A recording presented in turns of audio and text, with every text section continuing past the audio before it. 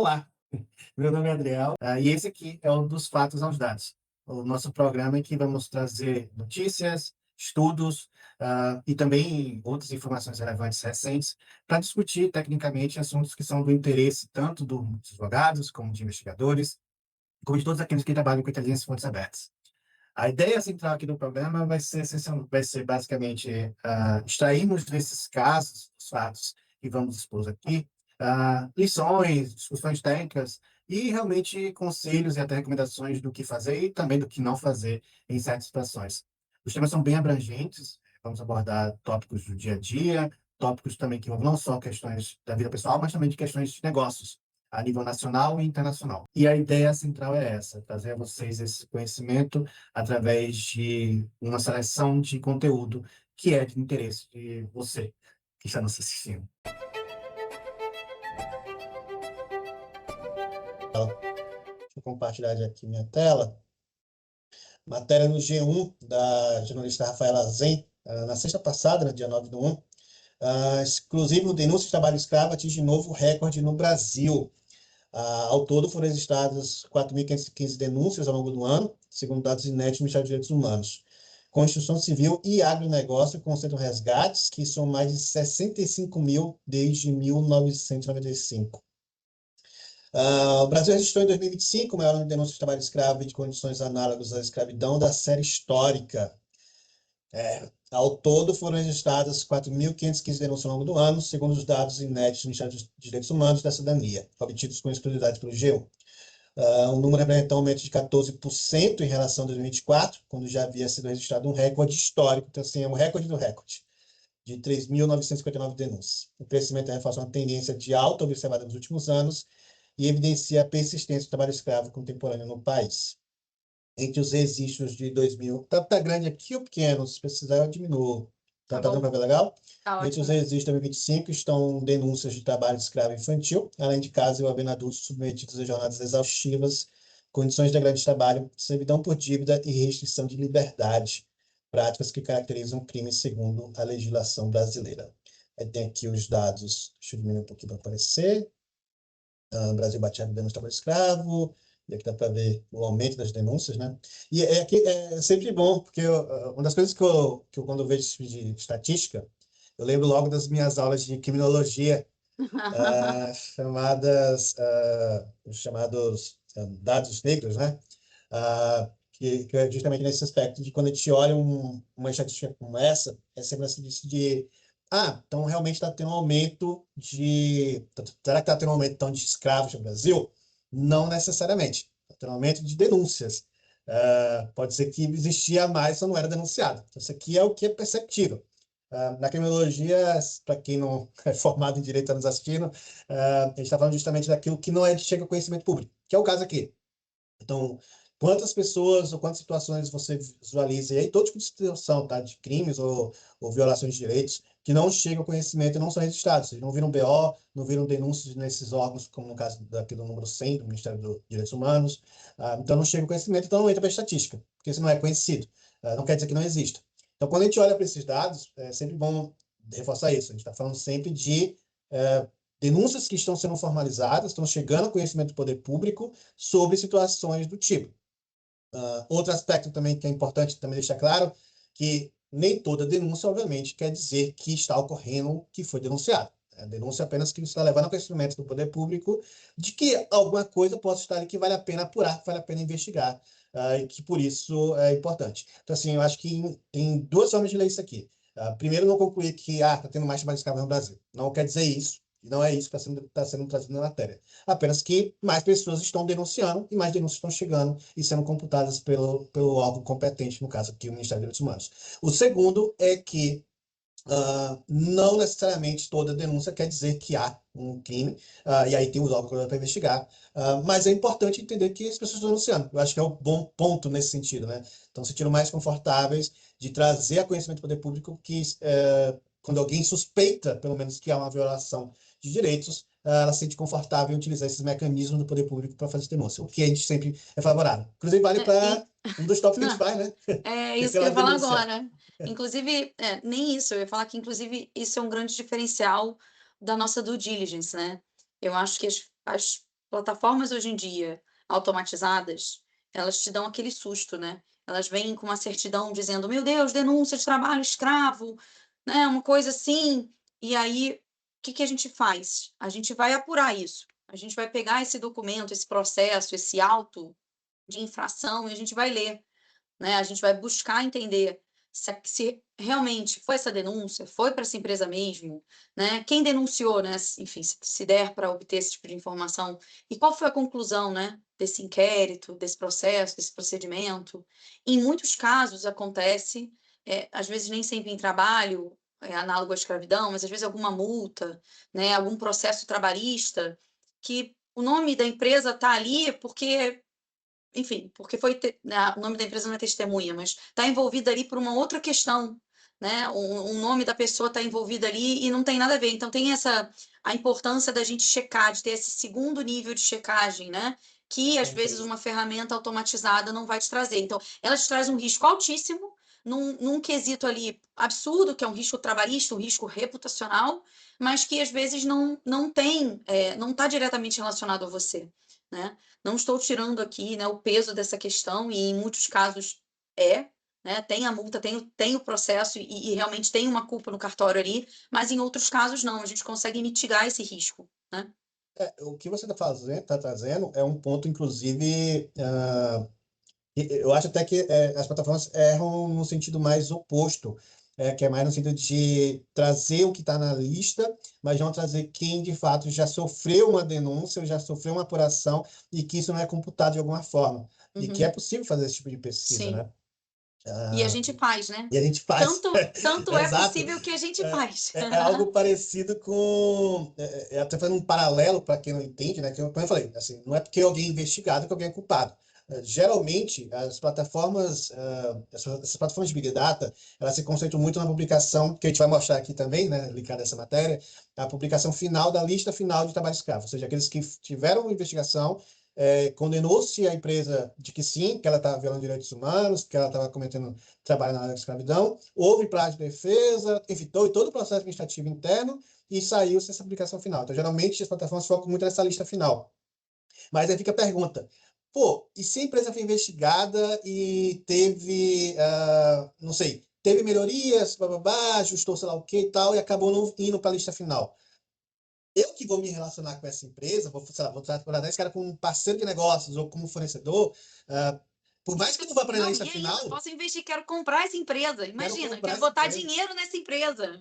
É do meu interesse saber quais Com são as condições de certeza. trabalho que os funcionários que eu quero investir ou com que eu vou, sei lá, terceirizar, por exemplo, estão vivendo, ainda que não esteja na lista final.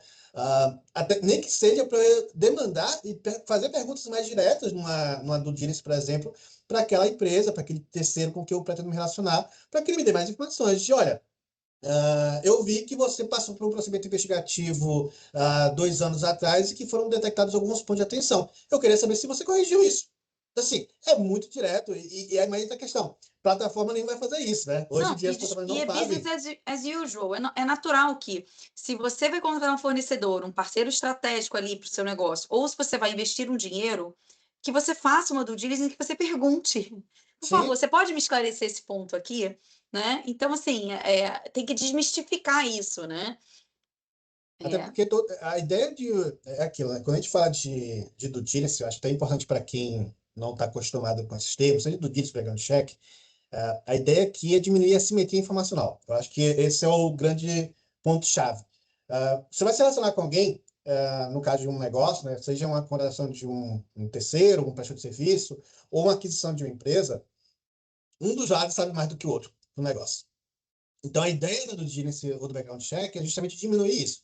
É permitir que ou que vou comprar ou que vou contratar seu serviço, conheça você melhor antes de seguir, até para eu poder entender se vale a pena ou não, para mim, de acordo com o contexto do serviço que vai ser prestado, com o valor do negócio, se para mim, seja lá o que eu descobri sobre você, compensa ou não. Então, assim, pode ser, por exemplo, porque às vezes nem tem escolha, né? Também é um ponto importante aqui. Às vezes você tem um fornecedor que é o cara que só tem, é a única empresa que tem aquele tipo de serviço naquela região, ou que tem aquele tipo de tecnologia exclusiva que atende minha finalidade.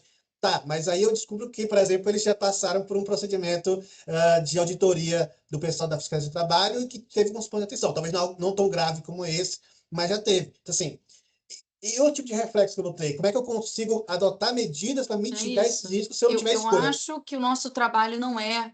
Primeiro, acho que quanto mais a gente trabalha com análise de risco, a gente descobre que nós não podemos ser aversos a riscos. Sim, Não sim. tem como, né? O risco existe, é Claro. inerente ao dia a dia, da gente como pessoa física, como de empresas. Então, assim, quando a gente vai fazer um projeto, a gente vai encontrar risco. E tudo bem, o que a gente precisa fazer, que eu acho que é o nosso diferencial também, é como é que a gente vai mitigar esse risco junto com o nosso cliente para que esse projeto, né, seja contratar esse fornecedor, seja trazer esse parceiro estratégico, seja comprar, investir nessa empresa, como é que a gente vai fazer um planejamento para mitigar para que isso aconteça, né? Sim. Então é isso, tipo, é o único fornecedor? Tem essa questão aí, como é que a gente pode mitigar? E aí a gente vai sentar, às vezes, a quatro mãos, a gente vai implementar uma política, vai dar um treinamento, a gente vai resolver judicialmente, a gente vai fazer um acordo. Assim, aí também tem toda uma outra beleza da due diligence, né? É o pós, né? Os achados dessa due diligence e como trabalhá-los, né? Sim, sim. Bom, deixa eu terminar aqui a matéria. A gente já se empolgou já falando alguns comentários, porque de fato o tema ele é um tema sério que abre margens para a gente discutir aqui, muito com o que a gente está fazendo de mitigação de riscos, até por um aspecto de, normalmente, relacionamento com terceiros, que eu acho que acontece mais aqui quando a gente pega, né? Geralmente a gente não lida com, quando a gente vai lidar com esse tipo de investigação, geralmente o que sai geralmente na mídia é um terceiro que está violando, um terceiro ou um quarteirizado, que esse sim que está cometendo a violação final, a violação, mas quem aparece na mídia é quem contratou o serviço dele. Então, assim, a empresa X é condenada por trabalho escravo. Aí que você vai ver, na verdade, não é ela. É uma terceirizada ou uma quarteirizada que Você foi acabou de pega. falar o que eu tinha escrito para a gente debater. Você já adiantou. Mas deixa eu terminar aqui a matéria, vamos lá. Ai, que maravilhoso. Bom, realmente, como eu falei, né, então dá para ver que realmente as denúncias foram aumentando, vamos de dados desde 2011, né? Saiu de 520 para agora quase 4.500, mais de 4.500 denúncias. Já em 2025 foi o mês com maior número de denúncias já registrado desde a criação do Disque 100 em 2011. Apenas no primeiro ano foram 467 registros. Desde que o canal passou a receber registros sobre trabalho escravo, mais de 26 mil denúncias relacionadas ao trabalho escravo e questões de análise de escravidão foram feitas em todo o Brasil. 26 mil denúncias. Os números mostram que o país vem registrando recordes sucessivos. Em 2021 foram 1.918, em 2022 foram 2.200, 23, 3.400, 24, quase 4.000. Até então, a sequência, o número anual veio ser registrado em 2013, com 1.743 denúncias. Em pouco mais de uma década, o volume anual mais que dobrou. Temos aqui os dados mês a mês. Resgates também seguem para tamanho elevado. Os dados denunciaram o crime de resgate. Em 24 foram 2.135 pessoas resgatadas em situações de trabalho na escravidão, segundo a Secretaria de Inspeção do Trabalho. De acordo com o último levantamento do Ministério do Trabalho, cerca de 65.000,6 pessoas já foram resgatadas com a escravidão desde 95. Esse total é resultado de mais de 8.400 ações fiscais realizadas em todo o território nacional até dezembro de 24. As operações com o Público do Trabalho, construção civil e agronegócio concentram resgates.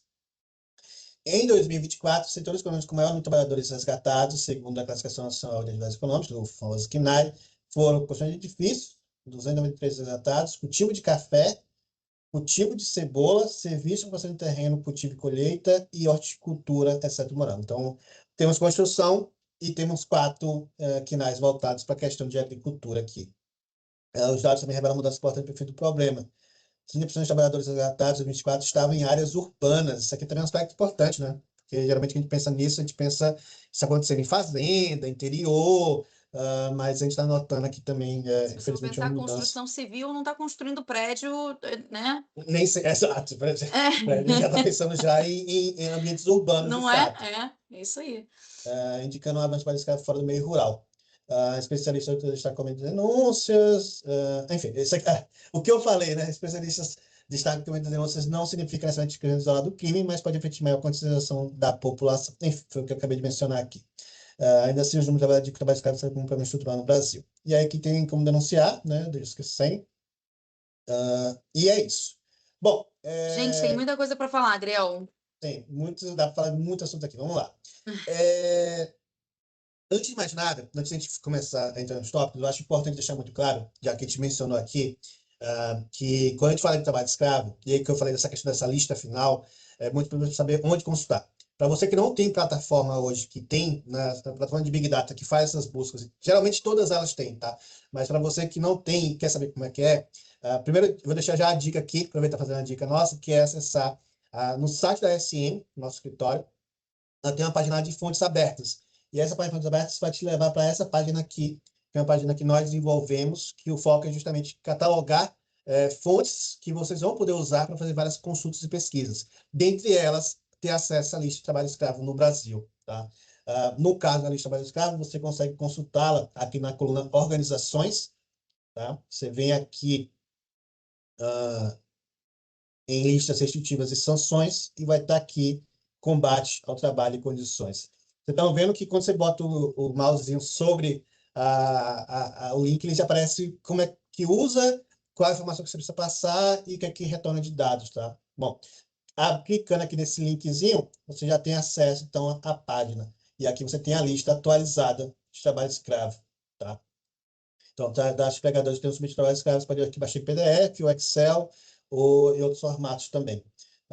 Também tem aqui como fazer denúncia, dados estatísticos, enfim, quem quer ter dados. E também temos aqui o cadastro de empregadores e gestão de conduta, que, para quem não sabe, é quem faz acordo. Ou seja, a empresa foi, para você não ser condenado, você chega a fazer um acordo com o órgão público para que, olha, eu tenho tanto X período para fazer mudanças na minha organização para evitar que isso se repita. Geralmente, nesses acordos, acaba, vou pagar X ou Y fazer doação, sei lá o quê. Tem várias medidas, não só reestruturantes para a organização, mas também de doação. Então, é sempre bom consultar as duas listas, tá? Quem foi condenado, mas também quem fez acordo para não entrar nessa lista aqui. Então, assim, eu vou me comprometer a fazer algumas mudanças estruturais para evitar que o que foi descoberto na fiscalização seja corrigido, não venha mais a acontecer. E aí tem todo um prazo para cumprir com o que foi definido nesse acordo, nesse ajustamento de conduta.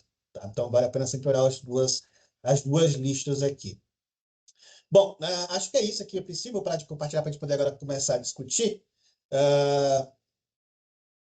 Deixa eu parar de compartilhar aqui na tela. Bom, ok, vamos lá então falar mais um pouco sobre esse assunto. Eu queria falar que parte dessas pessoas que são resgatadas, nas verdade, por que a gente não encontra essas pessoas, né? Eu acho que é uma questão. As pessoas, mas por quê, né? Porque são pessoas informais, né? De novo, quando a gente às vezes eventualmente trabalha com dados, os dados precisam existir para que a gente possa trabalhar esses dados. Quando esses dados sequer existem, são pessoas informais, às vezes são pessoas analfabetas, são pessoas que migraram do Nordeste para o Sul, do Sul para o Norte, do Centro-Oeste para o interior de São Paulo, vivem numa situação de informalidade, às vezes de muita pobreza, né? Então, tem toda uma questão, e o próprio texto já traz, né? É cultural e estrutural do Brasil, a gente já vive isso desde a nossa Constituição, né? Se não de quando descobriram a gente, né? Não dá para dizer, para ir lá para trás. Então, e tem toda uma questão educacional também. Muitas dessas pessoas sequer sabem que a situação que elas estão enfrentando é uma situação análoga à escravidão, né? Tem casos emblemáticos recentes, né? Teve um documentário que bombou, que na verdade foi um podcast da mulher da casa abandonada, que a mulher ficou não sei quantos anos, inclusive fora do Brasil. Não, quem não viu tem que ver, tem que ouvir ou assistir. E ano passado, acho Momento que foi. cultural. Agora já é ano retrasado, né? A gente teve o escândalo das vinícolas no sul do Brasil, que, na verdade, é o que você falou, não foram as vinícolas que escravizaram trabalhadores, foram fornecedores, na verdade também não foram fornecedores, foram quarteirizados desses fornecedores das vinícolas que estavam contratando pessoas lá para colher as uvas e para pisar nas uvas, enfim, transportar as uvas, e essas pessoas elas eram mantidas em condições análogas à escravidão. E aí, quais foram os nomes que apareceram no Globo, na Veja, né? Enfim, nos grandes veículos midiáticos? Salton, Aurora, Miolo, né? E aí é um Deus nos acuda, é um barata voa, porque é um risco reputacional, e o risco reputacional ele não prescreve. Se você colocar trabalho análogo à escravidão, Miolo vai ser a primeira, vai aparecer, não some, né? Sim. A gente Então, sabe muito bem disso porque nós atuamos nesse caso é uma especificamente, né? dor de cabeça medonha, aí e gera uma bola de neve, né? A marca fica manchada, você perde clientes, então você tem as pessoas vão para as redes sociais, e hoje em dia as redes sociais, né, são uma grande vitrine, né? As pessoas começam a falar nas redes sociais, aqueles vídeos viralizam, então as coisas ficam, as pessoas põem hashtag, tagueiam você, então é uma forma diferente hoje em dia, né? Também de denunciar, né? Você estava falando das denúncias, né? Você perde um pouco a mão, que você não consegue barrar isso, né? Hoje em dia tem pessoas, né, as relações públicas, né, são pessoas que nesses momentos de risco, de crise, né, elas chegam ali, né, e dão um, fazem uma entrevista, né, liberam ali uma nota de esclarecimento, elas tentam mitigar o risco da exposição, mas muitas vezes não funciona, né? E há casos, outro caso emblemático, que não é trabalho análogo à escravidão, mas é uma exposição de marca, foi o cachorrinho do Carrefour, que um vigilante, que era terceirizado da vigilância, matou a pauladas dentro do estacionamento do Carrefour, que também era terceirizado, então era o terceirizado, mas que o nome que apareceu no jornal era do Carrefour, né? E aí muita gente ficou anos sem comprar no Carrefour, porque são coisas que mexem muito com o nosso sentimento, com o nosso emocional, né? Mas É, enfim. não, isso faz todo sentido, até porque quando a gente fala geralmente de grandes organizações, e aí vamos ser sinceros, né? Ah, seja esse tipo de situação, inclusive se você for acessar a lista hoje, você não vai ver geralmente grandes empresas nela. Você vai ver geralmente empresazinhas pequenas de interior que estão de alguma forma associadas. O que acontece, e esse é o risco sistêmico que geralmente a gente busca mitigar quando a gente faz um background check, uma due diligence, é justamente risco do terceiro. Aliás, a maior parte dos riscos hoje estão ficando cada vez mais com os terceiros, não dentro de casa, né?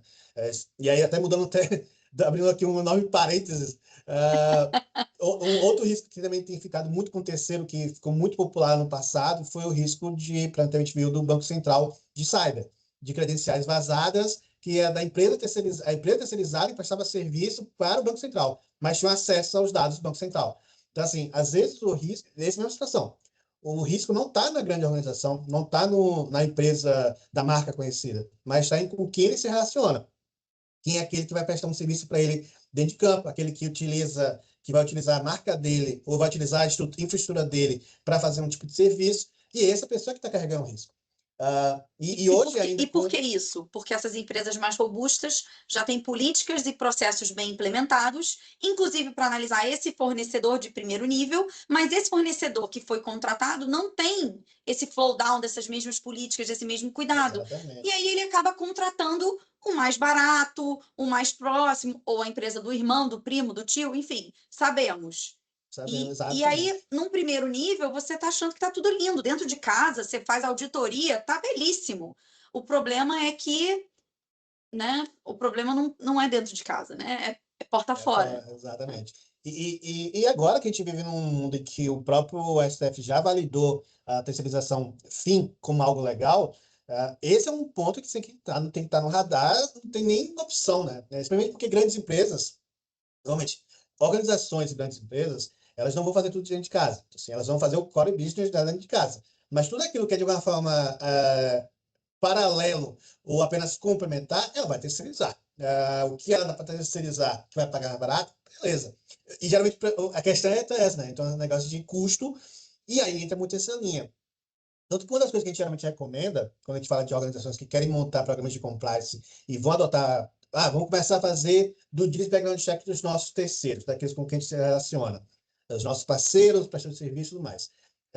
Mais do que simplesmente fazer um checklist, que eu odeio background check, checklist, é muito ir na linha de, ok, eu vou te exigir informações, eu espero que você não tenha certos tópicos, mas ele também num papel muito importante, eu acho que, especialmente quando você fala de um relacionamento que vai ser duradouro, então vou fechar um contrato com essa empresa aqui, que vai prestar serviço pelos próximos 2, 3, 4, 5 anos.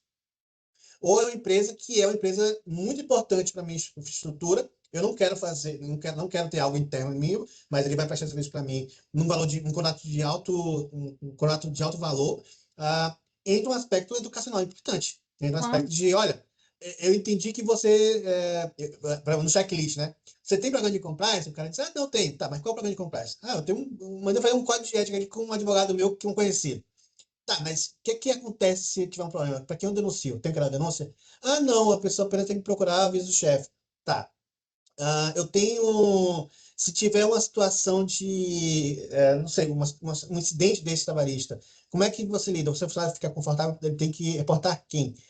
Então, assim, entra o aspecto de ajudar, às vezes é importante ajudar essa cadeia de Aham. fornecimentos a ganhar maturidade. Justamente por causa disso. Porque não Porque o foi o que risco você é falou. seu. O Porque risco o é risco é seu. seu. Não vai Agora, ser tipo, essa você não tem que empresinha que vai ajudar o seu aparecer na fornecedor, frente. você tem que se ajudar. Eu acho que a Exatamente. partir do momento que você entende, eu gosto muito dessa frase, eu falo muito, eu vou repetir, quem acompanha aqui, tem uma hora que você tem que entender que não é mais não é um custo, você está fazendo um investimento. Você está fazendo um investimento na sua imagem, na sua cultura, no seu programa de compliance, né? Você está fazendo um investimento mesmo no sentido de deixar o dinheiro dentro de casa rendendo, né? Em vez de ter que apagar um incêndio, né? Então, eu tenho um caso quando eu entrei inicialmente no compliance, e a gente fazia ainda muito essa coisa do questionário, no compliance ainda 1.0. Eu lembro que um dos cases de sucesso que a gente falava era, salvo engano, da Souza Marques. Eu acho que é Souza Marques, que é a empresa dos cigarros. Você Tudo pensa, cruz. Souza Cruz, desculpa. E eles tinham o programa de fornecedores deles, dava vontade de, assim, levantar e bater palma, porque eles tinham os fornecedores graduados por cor lá, enfim, por grau.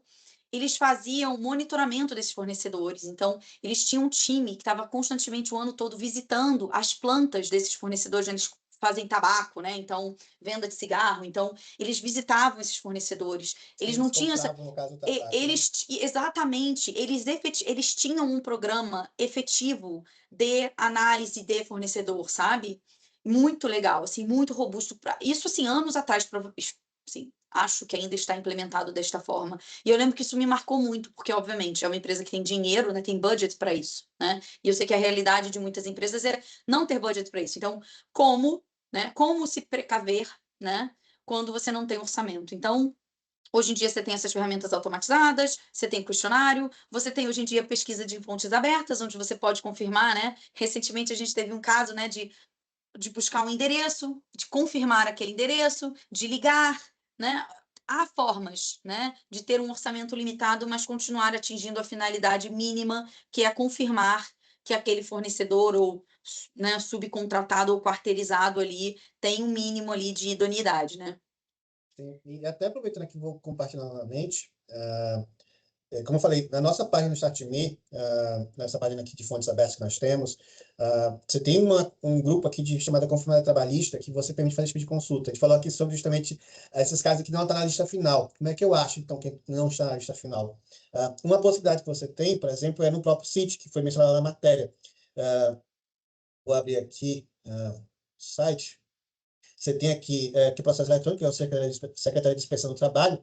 Você consegue consultar tanto emitir certidões, no caso aqui, você tem que fazer login, obviamente, mas você consegue tanto fazer como consultar processos, no caso aqui, e aí você consegue ver qual o tópico que foi investigado. Então, assim, ó, empresa tal passou por fiscalização e violou, às vezes não foi algo tão grave, normalmente, não foi algo tão grave como trabalho escravo, mas não contratou a cota mínima de PCD, não contratou, não respeitou, por exemplo, questões de, que aqui é outro tópico também que pode ter aqui, Rachel, que é questões de trabalho, né? Que agora é a novidade que a gente tem, que é o relatório de igualdade salarial. Então, assim, jogar o CNPJ aqui e ver se as mulheres daquele lugar que trabalha ganham mais ou menos, ganham, no caso, menos que os homens, quanto ganham menos que os homens, se elas composição. Então, assim, tem várias hoje fontes abertas disponíveis que permitem que você tenha uma visão de qual é o ambiente de trabalho daquele local, além de outras fontes que você, como a gente tem batido aqui na tecla de questão reputacional. Você pode olhar aqui, no caso de mídias de percepção pública e reputação, né? Um Glassdoor da vida. Então, assim, Glassdoor da vida que talvez sejam sites mais conhecidos nesse aspecto, de você funcionários e ex-funcionários comentando como é que é o ambiente de trabalho no local que as pessoas têm interesse. Então, assim, tem outros sites parecidos, mas acho que o Glassdoor é um dos mais famosos aqui, em que você consegue manter essa percepção. Então, assim, pô, como é que é o ambiente de trabalho lá? Porque isso também é um aspecto também que casa com uma outra medida, que foi a NR15, não, estou esquecendo qual é a NR agora. A nova norma regulamentadora que foca justamente em saúde mental no ambiente de trabalho, que as empresas agora vão começar a ser responsabilizadas. Então, assim, a gente está falando de casos extremos, obviamente, começou com casos extremos, mas tem uma série de outros aspectos aqui que dentro hoje da cadeia de fornecimento, as empresas têm que começar a se preocupar, mas também internamente dobrando outros aspectos, como esse que eu estou citando aqui. Pegou aí? Aqui estou dizendo a NR1, portaria 1419 de 24, que obriga as empresas a gerenciar riscos psicossociais, Exatamente. assédio, sobrecarga e burnout, o Exatamente. Programa de Gerenciamento de Riscos, PGR. Perfeito. Então, assim, e é uma norma que ganhou até um prazo, né? Conseguiram 1 ano para começar realmente a ser cobrada das empresas. Então, as empresas ganharam 1 ano para se estruturar, para começar a medir qual o grau de situações em que você vai ter saúde mental dos seus funcionários no meio de trabalho. A partir de maio de 2026, a fiscalização deixa de ser educativa Já e passa passa a ser a realmente a ter fiscalização oficial. multa e por aí vai. Então, assim, novamente, entre dois esses aspectos, assim, mais do que a empresa hoje que já são maduras em termos internos, ganhou esse novo desafio agora, que é uma questão de saúde mental, mas a gente, como a gente está vendo, a gente está falhando ainda no mais básico, que é na dinâmica. A empresa que está violando leis trabalhistas, essa, de fato, tem que ser escanteada e você não tem que ter negócio com ela, isso aqui é óbvio, não tem nem o que discutir. A grande questão é, você que não faz isso, que não tem interesse em se relacionar com isso, não tem interesse em pagar e financiar uma empresa que viola direitos trabalhistas, mapear bem as informações disponíveis para entender se aquela empresa, mais do que um mero sim ou não no sistema, está violando ou não, está criando um ambiente de trabalho permissivo, um ambiente de trabalho insalubre, que vai causar prejuízo se vir à tona, eu acho que é fundamental. Uma das fontes, inclusive, que a gente não citou aqui, mas que também serve para ter uma noção, é processo trabalhista, né? Os próprios processos trabalhistas também indicam muito isso.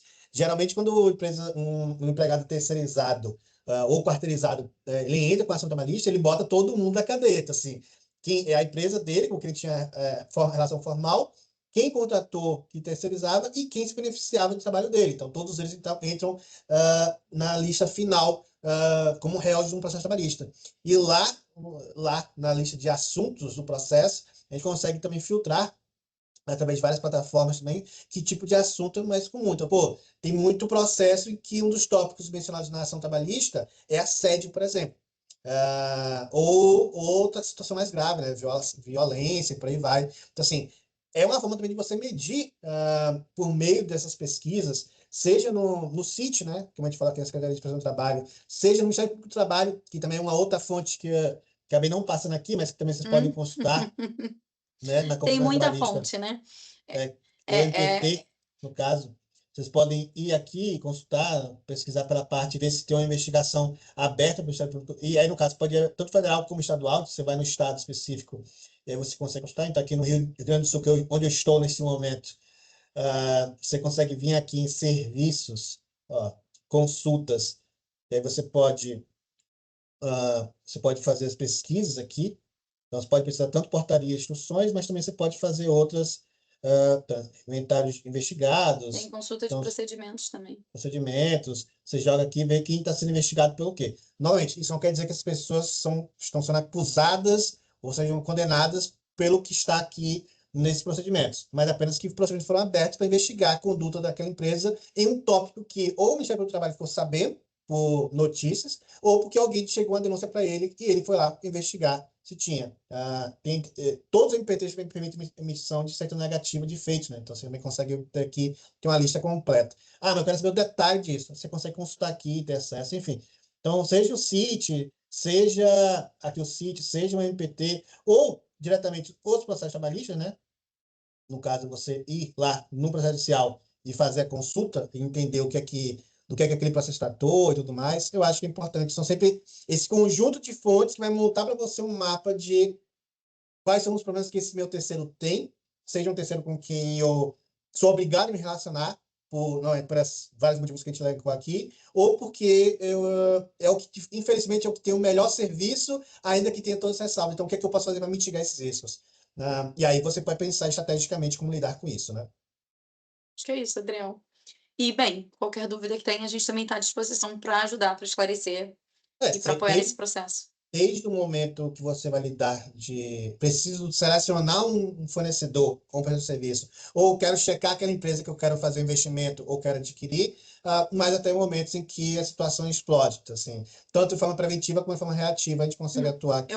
Eu acho que é bom a gente deixar claro uma coisa, que inclusive aconteceu esta semana no nosso caso, que a gente analisou um fornecedor essa semana para um grupo varejista.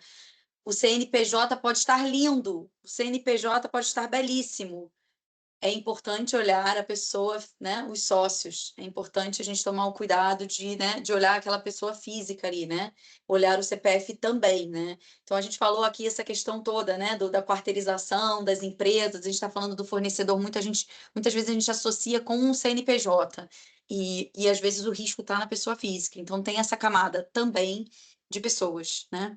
Sim, tá num sócio, às vezes está num sócio que também é algo muito comum que a gente costuma muito pegar, né? Que é a empresa tá limpa, o CNPJ tá lindo, maravilhoso, não tem nenhum problema. Então, se você joga o CNPJ numa plataforma de Big Data, Não não vai volta uma retornar certidão, não nenhuma volta uma lá, mídia nenhuma negativa, não certidão tem um negativa. processo judicial. Tá tudo limpo. Zero. Mas aí quando você vê o sócio, o acionista, aí você tá, mas isso a gente tem outras empresas? Tem. Tá, 15, teve ou ele 15 já. empresas nos últimos 5 anos, apenas. E faz o que essa empresa? Pô, tem outra empresa aqui que tá cheia de processo. Tem uma outra empresa aqui que fazia a mesma coisa até ano passado e ele deixou de ser sócio, fechou do nada. Mas ela tá cheia de processo trabalhista, devendo, Tudo deve, inapta. toda cheia de problemas. Então, será que essa nova empresa aqui é só uma casca para evitar problemas E aí, anteriores? quando a gente encontra aquele processo judicial que tem um ex-funcionário alegando o grupo econômico, aí a gente gosta mais ainda, não é? Que a gente vai descobrindo justamente isso. Não, na minha carteira a empresa tá, mas na prática eu estava lá prestando serviço para outra empresa que era um outro sócio. Eu disse, ué, então qual é a conexão dessas duas empresas aqui, se não era mesmo sócio? Então, assim, não, tinha uma sociedade informal aqui que tinha um grupo econômico informal. Então, assim, são esses detalhes que realmente, só mesmo numa pesquisa aprofundada, que a gente sabe o que está buscando, identificando esses pontos de atenção, e, claro, entra o que a gente está discutindo desde o começo. Riscos. Então, assim, quais os riscos que você está disposto a tolerar de acordo com o negócio que você quer fechar. Então, assim, qual o tipo de contrato que você quer, qual o valor envolvido, qual o tamanho da relação, a profundidade dessa relação, quais as repercussões que isso possa ter no pior cenário. Às vezes, e isso acontece muito, tá? Eu lembro muito de casos, por exemplo, já que a gente falou de trabalho escravo, né? Casos de contratação de terceirizado. Então, assim, eu contrato um terceirizado para trabalhar para mim, e aí a empresa, aí geralmente olha assim, não, tem que ver se a empresa está pagando o FGTS, está recolhendo direito, blá, blá, blá. Aquelas questões mais formais. Mas, por exemplo, é um terceirizado que eu, por exemplo, posso ser um terceirizado para entrar na casa do meu cliente. Né? Então, assim, pô, é um terceirizado para uma empresa de, sei lá, energia elétrica ou de água, que o cara tem que entrar na casa da pessoa. Aí imagina um terceirizado, e esse terceirizado faz algum problema lá na frente. A gente vai ficar aqui para sempre. Exato. Mas, enfim, Você acabou de falar de mais uma fonte que dá para a gente consultar também. Então, assim, tem uma hora que a gente tem que saber. Isso também. Tem uma hora que a gente tem que saber quanto parar. Mas tá aí um bom tópico que a gente pode trazer para o próximo papo, que é a questão dessas empresas que são de fachada, ou desses sócios que são pessoas interpostas, que são laranjas.